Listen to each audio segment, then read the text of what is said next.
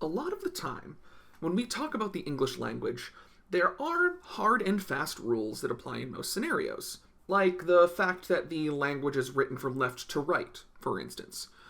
But there are also certain rules, beliefs, and even potentially myths that persist in our collective consciousness.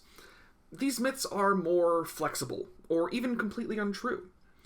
This video, and the series that it's a part of, will help educate you on some of the more common falsehoods, or points of confusion, that you'll often hear talked about in your English class.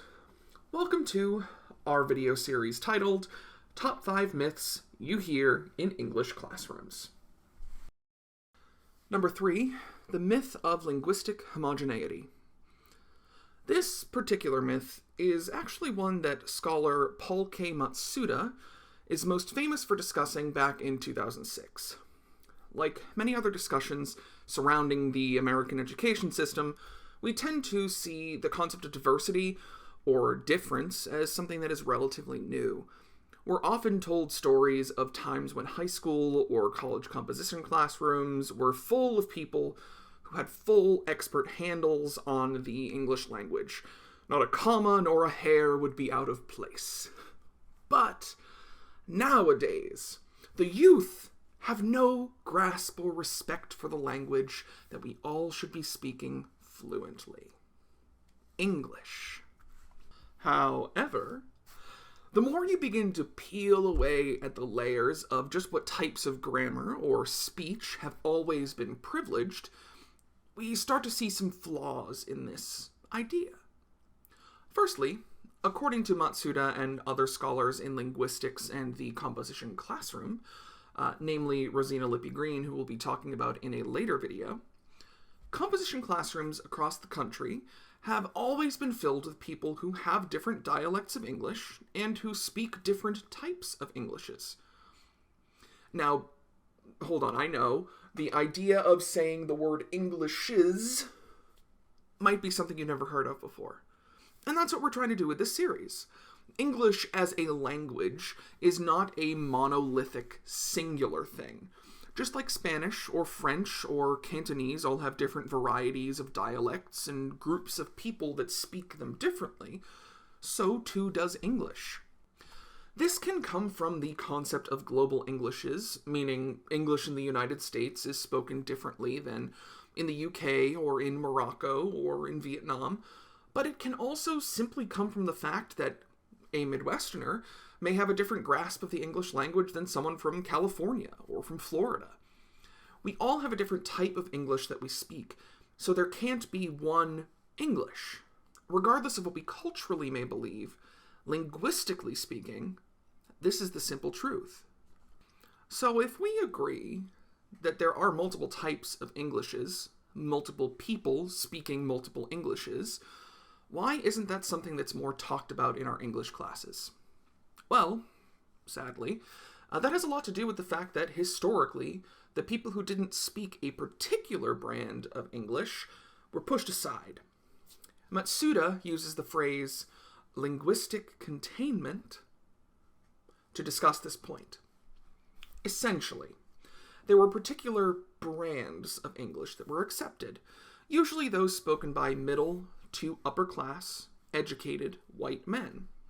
Because, unsurprisingly, in our country that up until relatively recently did not allow anyone but educated white men into college, for the most part, most of those in power in the United States academic world were white men. However, regardless of this, there are examples of international students, students of color, and students from various socioeconomic classes enrolled in United States institutions going back as far as 1754. This is where linguistic containment comes in, because traditionally, most academics did not want to or know how to deal with people coming into the academy with different linguistic skills. Those people were marked as people who needed extra help in order to thrive in the university. Or they were simply put into lesser writing classes. This is something that we deal with as teachers of composition.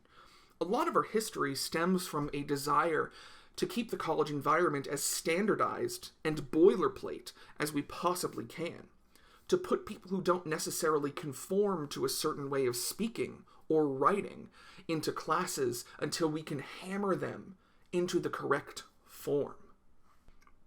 So, what does this mean for the modern English composition classroom? The 103s and the 104s of the world?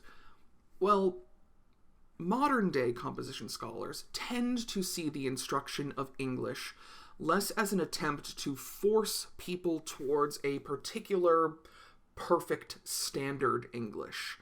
In fact, our next two videos talk a bit about how that idea itself is a myth. The composition classrooms that you see in the country in the year 2021 usually understand and acknowledge that people come to college with different backgrounds, skill sets, and inherently different versions of English. Our job, then, is to provide an education that is effective for all of those individuals from different backgrounds, as opposed to sticking them into classes where they are judged poorly until they are deemed worthy enough to move forward in the institution. In your composition class, think about the ways your classmates and your instructors foster a classroom that is welcoming and attempts to meet everyone where they are at their particular level of development in writing or in English. How do you and your instructor rethink what it means to be a good writer or to be good at English in your classroom? If you aren't sure, ask yourself if you can be that person who takes the first step.